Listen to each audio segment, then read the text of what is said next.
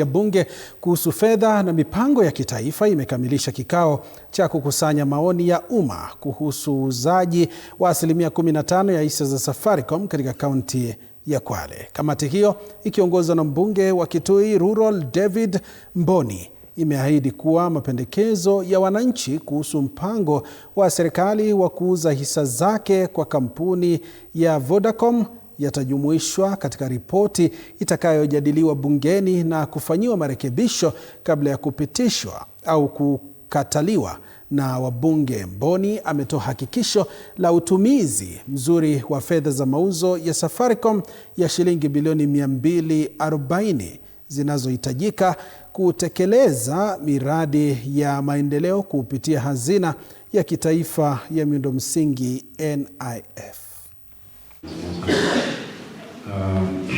Watu wanatafuta pesa kama wananchi, kila siku tunalia maendeleo, na maendeleo kufanyika ni lazima serikali ukuwe na pesa ya kutosha. Kwa hivyo kule kuuza hisa 15, kuziuza hisa za serikali ikiwa inaleta pesa, ili pesa ile isaidie kuendesha maendeleo, masuala ya maji, masuala ya barabara na mengineyo, tunaona kwamba ni jambo zuri. Na nina uhakika kuwa zile shares zikipitisha, pesa ikifika kwa serikali, hizo projects zitafuatiliwa na uhakika na mambo yatakuwa mazuri. Kwa hiyo mimi nasisitiza na naomba kwa Wakenya wenzangu tukubaliane na hiyo shares tuuze, serikali ipate pesa, hizo project zote zenye zimeandikwa ziweze kufanikishwa kwa haraka, especially maji. Wabunge wote kwa kauli moja, hakuna mbunge ambaye anataka hii pesa iende kwa Consolidated Fund. Kwa sababu Consolidated Fund pesa ikiingia hapo, first charge ni kulipa mandeni, second charge ni pension, third charge ni kulipa mishahara ya constitutional offices, na third one, the fourth one ni kulipa mishahara ya watu wa serikali wote, wafanyakazi wa serikali. So hii pesa tunataka iingie, na hii ndio mapendekezo ya wananchi.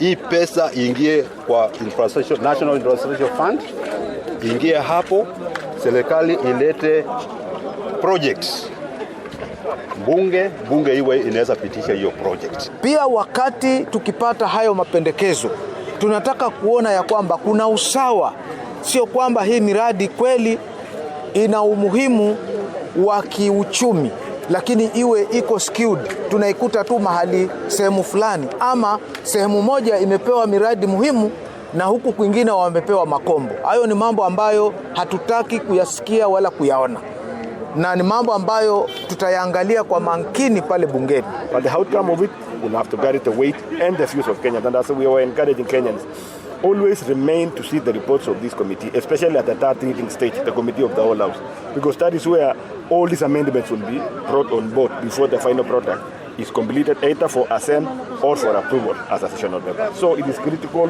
what they contribute, and we as a National Assembly and on record, we've been encouraging them to be seeing our reports even on website. All the views of Kenyans are captured there. So those who are worried, they need not to worry. They need to see the final product that the chairman will be moving in the amendment at the committee of the whole house. Tuangazie mengine.